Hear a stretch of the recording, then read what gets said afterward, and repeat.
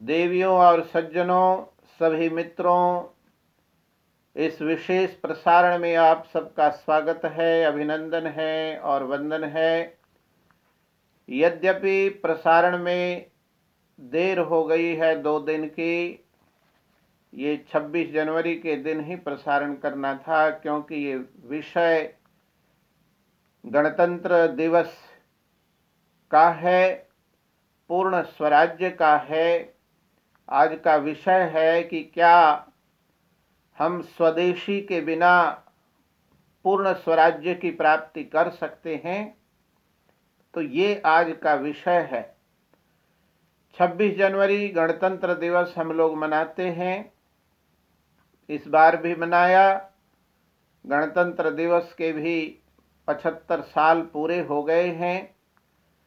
हम लोग गणतंत्र दिवस का अर्थ जानते हैं कि इस दिन संविधान लागू किया गया था। लेकिन क्या संविधान 26 जनवरी 1950 को तैयार हुआ था? नहीं, ये 2 महीना पहले 26 नवंबर 1949 को ही संविधान बनकर तैयार हो गया था। लेकिन इसको 26 जनवरी यानी 2 महीना देर क्यों किया गया? इसका कारण ये है कि इतिहास में 26 जनवरी 1929 कांग्रेस के द्वारा लाहौर अधिवेशन में पूर्ण स्वराज्य की घोषणा की गई थी, और ये संविधान पूर्ण स्वराज्य का प्रतीक है। हम भले ही ट्रांसफर ऑफ पावर एग्रीमेंट के अंदर ब्रिटिशरों से सत्ता का हस्तांतरण हो गया और उन्होंने अपने पसंद के व्यक्ति जवाहरलाल नेहरू, गांधी के नेतृत्व में जवाहरलाल नेहरू को अपनी सत्ता का हस्तांतरण करके चले गए, लेकिन वो पूर्ण स्वराज्य का प्रतीक नहीं था, वो तो उसका आरंभ था। तो अपना संविधान हुए बिना पूर्ण स्वराज्य नहीं होता है। तो जब संविधान बन गया, जो कि पूर्ण स्वराज्य का प्रतीक और साधन था, तो इसलिए 2 महीने तक प्रतीक्षा की गई। तो अब प्रश्न ये है कि पूर्ण स्वराज्य होता कैसे है? पूर्ण स्वराज्य को कोई प्राप्त कैसे करता है और पूर्ण स्वराज्य को कोई खोता कैसे है? हमारे देश ने पूर्ण स्वराज्य खोया कैसे? अंग्रेजों ने भारत के ऊपर, हमारे ऊपर अपना स्वराज्य थोपा कैसे? अपना संविधान, अपना शासन, अपनी भाषा, अपना नियम, अपना इतिहास थोपा कैसे? तो नियम है कि यदि आप किसी भी देश को परतंत्र करना चाहते हैं, किसी के ऊपर राज्य करना चाहते हैं, किसी के ऊपर शासन करना चाहते हैं, तो उसके लिए पहली बात तो यही है कि उस देश के इतिहास को बदलना होगा। उस देश के लोगों को मूल रूप से विचार बदलना होगा। विचार कैसे बदलेगा? जब आप इतिहास बदला जाएगा। विचार कैसे बदलेगा? जब शिक्षा नीति बदली जाएगी। विचार कैसे बदलेगा? जब भाषा बदली जाएगी। तो अंग्रेजों ने अपने साम्राज्य की स्थापना के लिए, हमारे देश के ऊपर राज्य करने के लिए, हमारे राज्य को छीनने के लिए क्या किया? तो सबसे पहले उन्होंने हमारी भाषा को बदली, हमारी शिक्षा नीति को बदली, हमारे इतिहास को बदला, और ये सब बदलाव करके हमारे दिल दिमाग में अपनी श्रेष्ठता स्थापित की, और उसके पश्चात हमारे ऊपर राज्य करते रहे। सब जानते हैं, जैसा मैंने कहा कि किसी के ऊपर राज्य करना है, शासन करना है, तो पहले उसके इतिहास को बदल दो, उसकी भाषा को बदल दो, उसकी शिक्षा नीति को बदल दो।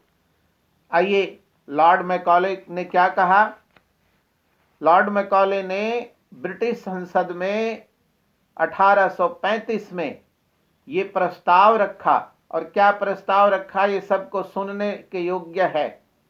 I have traveled across the length and breadth of India and I have not seen one person who is beggar, who is thief. Such wealth I have seen in this country, such high moral values, people of such high caliber, that I do not think we would ever conquer this country unless we break the very backbone of this nation.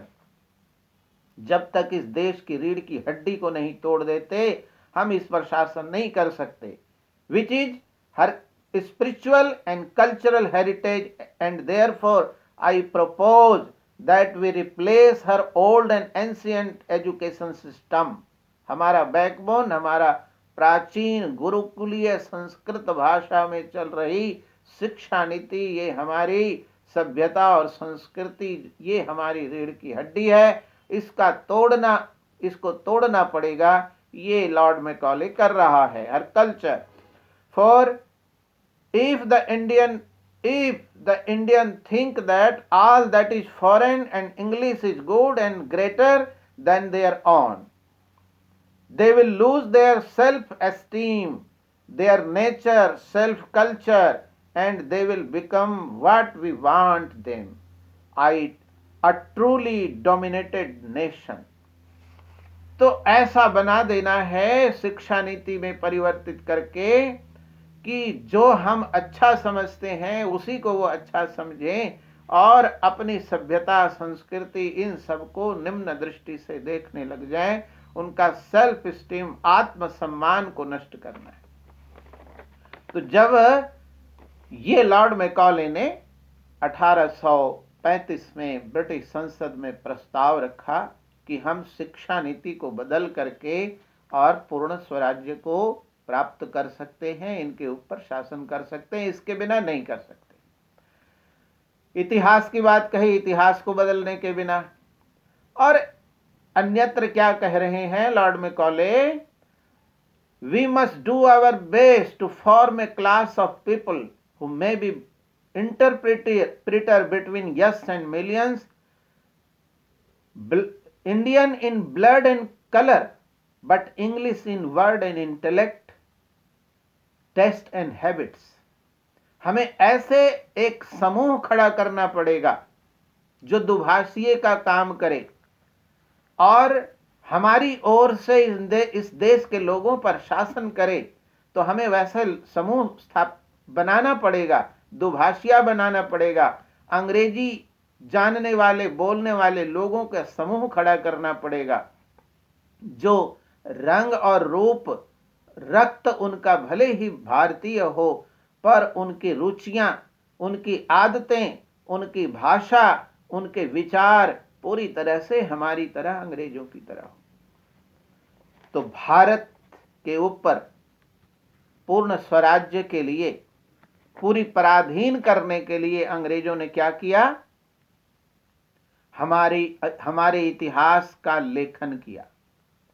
जो हमारा सच्चा इतिहास था उसको कृत्रिम इतिहास, घर में बैठकर जैसे नाटककार होते हैं, सिनेमा के स्क्रिप्ट घर में बैठकर लिखते हैं, नाटक के पट लेखन करते हैं घर के अंदर, उस तरह से कि भारत देश परतंत्र रहा, इस पर सिकंदर ने विजय प्राप्त की और गजनी ने विजय प्राप्त की, और ये सारा इतिहास, और कांस्य युग और प्राग ऐतिहासिक युग, और हमारे सारे पूर्वज जो हैं वो नंगे रहते थे, वानरों की संतान है मनुष्य, और जो सिंधु घाटी की सभ्यता है, आर्यों की जो सभ्यता है, जो आर्य हैं वो विदेशी हैं, और वो आक्रांता हैं, भारत के मूल निवासियों, आदिवासियों के ऊपर उन्होंने बलात् शासन किया, और आर्य लोग मांसाहारी थे, और इस तरह के इस चरित्र को हनन करने का प्रयत्न किया गया। तो ये सारा इतिहास उन्होंने कंस्ट्रक्ट किया, फैब्रिकेट किया, कृत्रिम इतिहास गढ़ा। इतिहास का मतलब होता है इतिहास, जो इस प्रकार से हुआ। तो जो प्रत्यक्षदर्शी होता है, समकालीन व्यक्ति होता है, वो इतिहास की रचना करता है। लेकिन अंग्रेजों ने हमारा जो इतिहास है उसको कंस्ट्रक्ट किया, फैब्रिकेट किया, कृत्रिम इतिहास बनाया, उसे विकृत करके अपने अनुकूल बनाया और हमारी अपनी श्रेष्ठता और हमारे अंदर अपने प्रति हीन भावना, आत्महीनता का कैसे भाव पैदा हो, इस तरह का इतिहास उन्होंने कंस्ट्रक्ट किया। संस्कृत भाषा के स्थान पर, भारतीय भाषाओं के स्थान पर उन्होंने अंग्रेजी भाषा का प्रचलन किया। अंग्रेजी भाषा का मान सम्मान और अंग्रेजी बोलने वालों को सम्मानित किया। उनको अंग्रेजी बोलने वालों को नौकरियां मिली, उनको पद दिया गया, उनको सम्मानित पद से सम्मानित किया गया, ऊंचे ऊंचे पद बना करके उनको सम्मानित किया गया। तो अंग्रेजी एक पद, प्रतिष्ठा और नौकरी की भाषा बनाई गई। और उसके साथ ही हमारी शिक्षा नीति में परिवर्तन किया गया। और शिक्षा नीति में यही परिवर्तन कि जो इतिहास का हमारे पढ़ने और पढ़ाने का विषय है, उसमें ये कि हम श्रेष्ठ नहीं थे। श्रेष्ठ जो हैं विदेशी हैं, यूरोपियन हैं, आक्रांता हैं, इस तरह की पढ़ाई पढ़ाई गई है। और हम सदैव गुलाम रहने के लिए पैदा हुए, हम कभी शासन करने के योग्य नहीं रहे। और सारा इतिहास गुलामों, प्रतंत्रता से भरा हुआ है। हम हजारों साल से प्रतंत्र रहे, इस तरह का इतिहास बनाया गया। जबकि वास्तविकता ये थी कि भारत न कभी मुगलों के समय पूरी तरह से प्रतंत्र रहा, न अंग्रेजों के समय में प्रतंत्र रहा। थोड़े थोड़े स्थानों पर मुगलों का शासन रहा और कुल मिलाकर 100-125 साल मात्र मुगलों का शासन रहा। वो भी थोड़े से भारत के ऊपर रहा।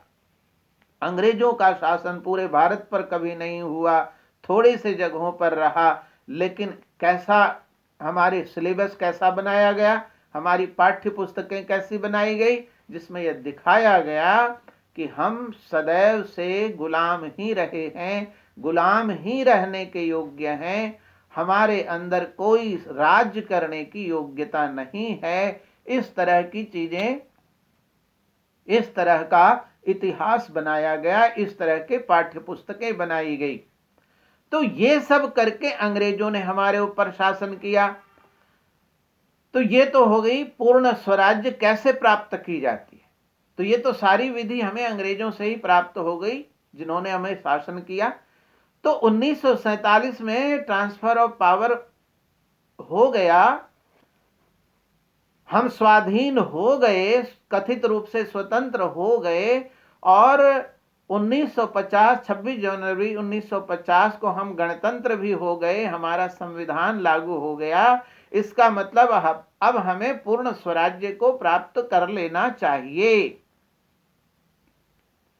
यानी पूर्ण स्वराज्य प्राप्ति का मतलब क्या हुआ? पूर्ण स्वराज्य प्राप्ति का मतलब हुआ अपनी भाषा, स्वदेशी भाषाएं। पूर्ण स्वराज्य का मतलब अपना इतिहास, अपने लोगों के द्वारा लिखा हुआ इतिहास। पूर्ण स्वराज्य का मतलब क्या हुआ? अपनी शिक्षा नीति, अपने भारतीय लोगों के द्वारा। भारतीय का मतलब जो भारतीय साहित्य, संस्कृति, वेद, शास्त्र और परंपरा का ज्ञान रखने वाले हैं, उन लोगों के द्वारा, जो सच में भारत हितैषी हैं, देशभक्त हैं, ऐसे लोगों के द्वारा लिखा हुआ इतिहास पढ़ाया जाना, ये पूर्ण स्वराज्य की प्राप्ति का प्रतीक है। लेकिन हुआ क्या? ये सब कुछ हुआ? ये सब कुछ नहीं हुआ। देश स्वतंत्र हुआ और ये कहा गया कि अभी लोगों का अभ्यास अंग्रेजी भाषा का है, तो तत्काल उनकी भाषा में परिवर्तन नहीं हो पाएगा। तो 10 वर्ष के लिए इसको एक्सटेंड किया जाए कि 10 वर्ष के बाद 1947 में ट्रांसफर ऑफ पावर हुआ है और 1957 तक उसको अंग्रेजी को रिप्लेस कर दिया जाएगा, उसकी जगह पर हम स्वदेशी भाषा में आ जाएंगे। पर हुआ क्या हम धीरे धीरे अंग्रेजी भाषा से अपनी स्वदेशी भाषा में कामकाज करने लग गए? ऐसा नहीं हुआ, बल्कि इसके विपरीत हुआ। आज स्थिति क्या है?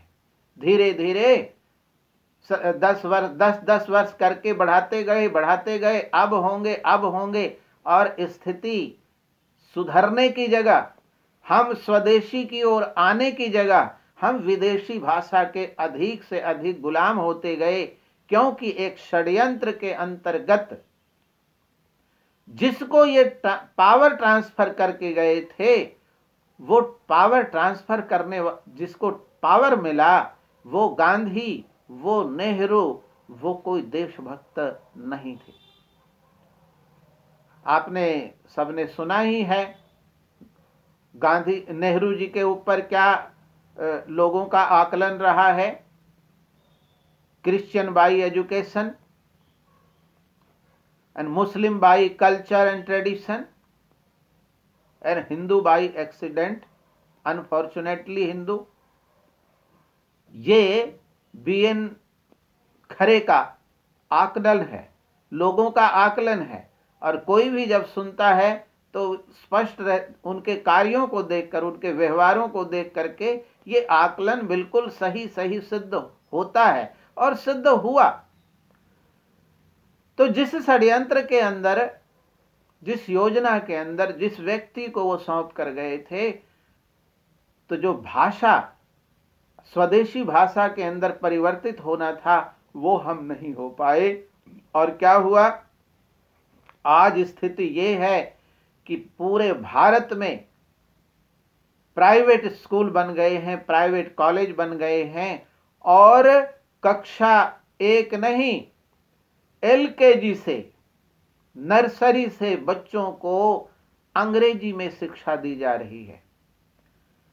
हर एक माताओं के अंदर, हर एक व्यक्ति के अंदर अंग्रेजी सीखने का क्रेज है।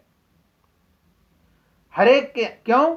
उसका कारण यह है कि अंग्रेजी को प्रतिष्ठा की भाषा बनाई गई, अंग्रेजी को पद प्राप्ति की भाषा बनाई गई, अंग्रेजी को नौकरी की भाषा बना दी गई। अब नौकरी प्राप्त करना है तो अंग्रेजी, और अंग्रेजी अंतर्राष्ट्रीय भाषा है, इसका इतना अधिक प्रचार किया गया कि आज हर भारतीय यही कहता है कि ये अंतर्राष्ट्रीय भाषा इसलिए सीखना है। तो हर भारतीय अंतर्राष्ट्रीय भाषा, यानी हर भारतीय को लग रहा है कि पूरे विश्व में जाएगा और वो पूरे विश्व से बातें करेगा और पूरे विश्व को में भ्रमण करेगा, इसलिए, और व्यापार करेगा, सबसे व्यवहार रखेगा, इसलिए उसको अंग्रेजी सीखना आवश्यक है।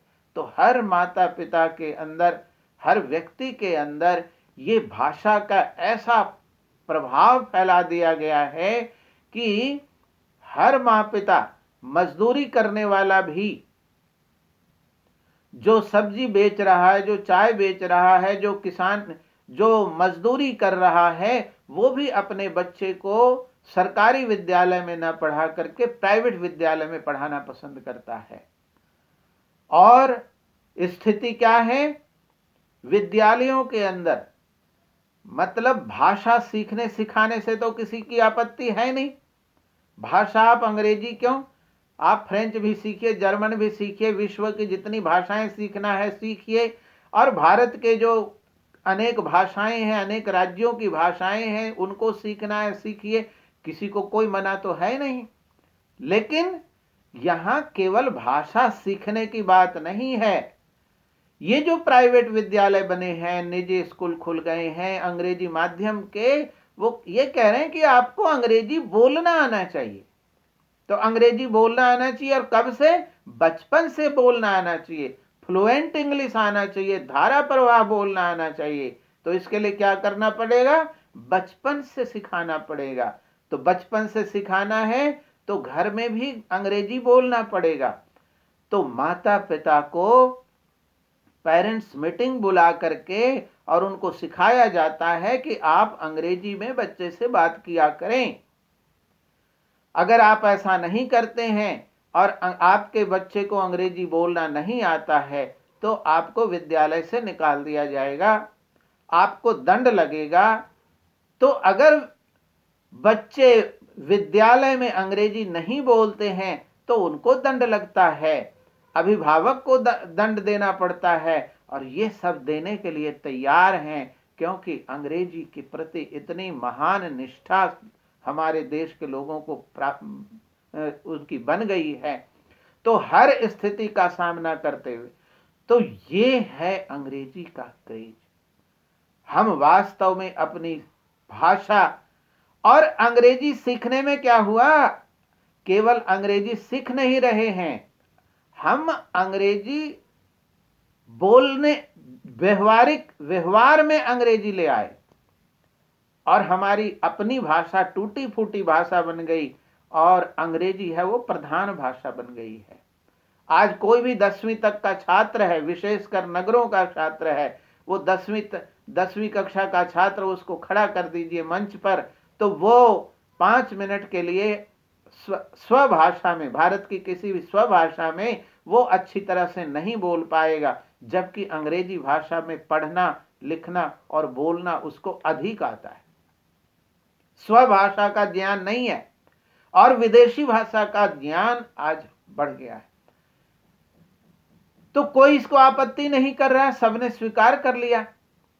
तो अब बताइए कि हम पूर्ण स्वराज्य को प्राप्त कर रहे हैं या हमारी पराधीनता बढ़ रही है। ये कितनी दुर्भाग्यपूर्ण स्थिति है, हमारी कितना चिंतन दुर्भाग्यपूर्ण है। तो आज गणतंत्र दिवस के दिन हमें चिंतन करना है कि हम गणतंत्र दिवस मना रहे हैं पूर्ण स्वराज्य को प्राप्ति के लिए, तो क्या पूर्ण स्वराज्य की प्राप्ति हो रही है? हम अपनी स्वदेशी भाषा पर गर्व कर रहे हैं, स्वदेशी भाषा को सीख रहे हैं, स्वदेशी भाषा का उपयोग कर रहे हैं। परदेशी भाषा, विदेशी भाषाओं को सीखने में कोई मना नहीं कर रहा, सीखें, लेकिन व्यवहार की भाषा है वो सदैव स्वदेशी भाषा होती है, पूरे विश्व में होती है। लेकिन ये दुर्भाग्य है, ये बहुत बड़ी गुलामी और भारतीयों की ये नीचता है कि घर में, परिवार में बच्चों के साथ स्वभाषा, मातृभाषा, राष्ट्रभाषा का उपयोग न करके विदेशी भाषा का उपयोग कर रहे हैं। अब दूसरी बात इतिहास की बात है। क्या हमारा इतिहास स्वदेशी बना? जो रोमिला थापर और इरफान हबीब और इस तरह के जो लेखक इतिहास लेखन के लिए लगाए गए वो कौन थे? वो वही ट्रांसफर ऑफ पावर जिन्होंने सत्ता का हस्तांतरण लिया था, जिसको किया गया था, उन लोगों के अंदर क्या मनसा थी? बल्कि हमारा जितना जैसा अच्छा इतिहास स्वतंत्रता के पहले था, उससे भी इतिहास को और नष्ट किया गया और भी खराब किया गया, और इरफान हबीब, रोमिला थापर आदि लेखकों को लगा करके और पूरी तरह से गुलामी के इतिहास, मुगलों की जिसमें महिमा है, अंग्रेजों की महिमा है, विदेशियों की महिमा है, और जिस इतिहास को पढ़ के हमारा कोई गौरव और गरिमा की स्थापना नहीं होती, वो इतिहास। और शिक्षा नीति क्या हमारी अपनी आ गई? जैसे ही देश स्वतंत्र हुआ, उसी ये जवाहरलाल नेहरू जिसका प्रतिनिधि था, किसका? मुगलों का, अंग्रेजों का प्रतिनिधि, वो अपने एजेंडे को आगे बढ़ाते रहे। और हुआ क्या? शिक्षा नीति क्या बनी? हमारे शिक्षा मंत्री कौन बने? सारे के सारे लगातार शिक्षा मंत्री, 5-6 शिक्षा मंत्री सारे के सारे मुसलमान बनाए गए, जिनको भारत की सनातन संस्कृति, सभ्यता, वेद, शास्त्र, परंपरा का ज्ञान नहीं था। और ज्ञान होते हुए भी अगर थोड़ा बहुत ज्ञान था तो भी उसका उद्देश्य भारतीयों को गर्व होवे अपनी सभ्यता और संस्कृति और इतिहास को जान करके। ऐसा इतिहास, ऐसी शिक्षा नीति लागू करना उनका लक्ष्य नहीं था। उनका लक्ष्य गजवाए हिंद बनाना था। उन लोगों को शिक्षा मंत्री बनाया गया। तो हुआ क्या? पूर्ण स्वराज्य की प्राप्ति करनी थी, लेकिन हम धीरे धीरे क्या होता गया। 1947 में जो स्थिति थी भाषा की दृष्टि से, हम उससे भी बद से बदतर होते गए हैं। और वर्तमान समय में भारत है वो अंग्रेजी मय हो गया है। सबके अंदर अंग्रेजी, सबके सिर पर अंग्रेजी चढ़कर बोल रहा है और सबके मुंह से अंग्रेजी निकल रही है। 1947 में जो इतिहास पढ़ाया जा रहा था, वो इतिहास की स्थिति और भी नष्ट हो गई है, और भी अधिक वो इतिहास पराजय को, पराधीनता को बढ़ाने वाला इतिहास पढ़ाया जा रहा है। और अभी जो 2014 के बाद जो सरकार बनी है, वो भी कुछ करने में समर्थ नहीं हुई है, कुछ लागू नहीं कर पाई है। क्योंकि हम अब बड़ा सोच लगे हैं कि अब अपनी सरकार आ गई है, भाजपा की सरकार आ गई है और मोदी योगी हमारे अवतार हैं, अब सारा उद्धार कर देंगे, अब जो करना है वो कर लेंगे। हम इस विश्वास में पड़े हैं और ना आज तक घुसपैठिए भगाए जा रहे हैं, ना आज तक यूसीसी लागू हो पा रहा है, न शिक्षा का भारतीयकरण हो पाया है, न इतिहास का पुनर्लेखन हो पाया है, और न स्वभाषा का प्रचलन हो पाया है। हम आश्वस्त होकर बैठे हुए हैं। तो ब्रिटिश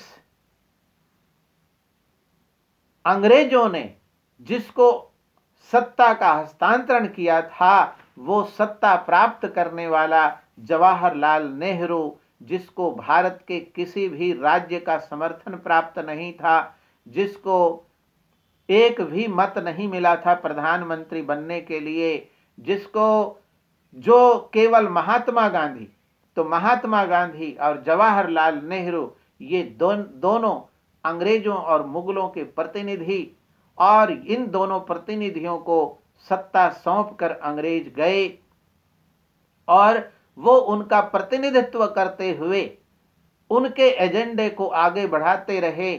और वास्तव में जो 1947 में भाषा के अंग्रेजी का जितना प्रचार था, उससे कई गुना प्रचार अब जन जन की भाषा बनाने का प्रयास, घर घर की भाषा अंग्रेजी भाषा, और शुरू से अंत तक, और सभी भारतीय भाषाएं ये सेकेंडरी, थर्ड, तीसरे स्थान पर, दूसरे स्थान पर हो गई, और किसी को अपनी भाषा, शुद्ध भाषा बोलनी नहीं आ रही है, उसके साथ विदेशी भाषाओं का मिलावट हो गया है। शिक्षा नीति, इतिहास, शिक्षा नीति की बात की कि सारे शिक्षा की नीति बनाने वाले विदेशी थे, मुगल थे, अंग्रेज थे, मुस्लिम थे, वो शिक्षा मंत्री बने। और उसके बाद वामपंथी 1975 के दशक में, 70 के दशक में, 80 के दशक में इंदिरा गांधी ने, जो जवाहरलाल की बेटी इंदिरा गांधी ने उनको सौंपा, जेएनयू आदि स्थानों पर, शिक्षा तंत्रों पर इनको स्थान दिया, और इन सब लोगों का कब्जा हो गया है। और वामपंथ को फैलाने और शिक्षा को प्रभावित करके सारे देश में वामपंथ का प्रचार, देश को तोड़ने का षड्यंत्र ये सतत चल रहा है। यानी हमें पूर्ण स्वराज्य को प्राप्त करना था, लेकिन हम पूर्ण स्वराज्य की प्राप्ति की जगह पर हमारी स्थिति और धीरे धीरे नष्ट होती जा रही है। और वर्तमान सरकार से जो आशा थी, वो आशा भी हमारी धूमिल होती जा रही है। तो आवश्यकता ये है कि हमारे पास अभी भाजपा के अलावे कोई विकल्प नहीं है, लेकिन भाजपा पर भरोसा करके बैठने की जगह हमें जोर शोर से उन्हें बार बार याद कराना होगा, मांग करनी होगी। तो इस एपिसोड को यहीं पर समाप्त करते हैं। आप इसको अधिक से अधिक साझा करें, जिससे कि हम पूर्ण स्वराज्य की प्राप्ति की ओर जागरूक हों, जनता को जागरूक करें और पूर्ण स्वराज्य के लिए प्रयत्न करें, तभी हमारा गणतंत्र है वो सफल होगा। बहुत बहुत धन्यवाद, आपने श्रवण किया। मेरा ये आग्रह है कि आप इसे पसंद भी करें और इसको अधिक से अधिक साझा भी करें, यूट्यूब को सब्सक्राइब करें, जिससे कि यह संदेश घर घर पहुंचे और हम अपने पूर्ण स्वराज्य की ओर आगे बढ़ें। बहुत बहुत धन्यवाद।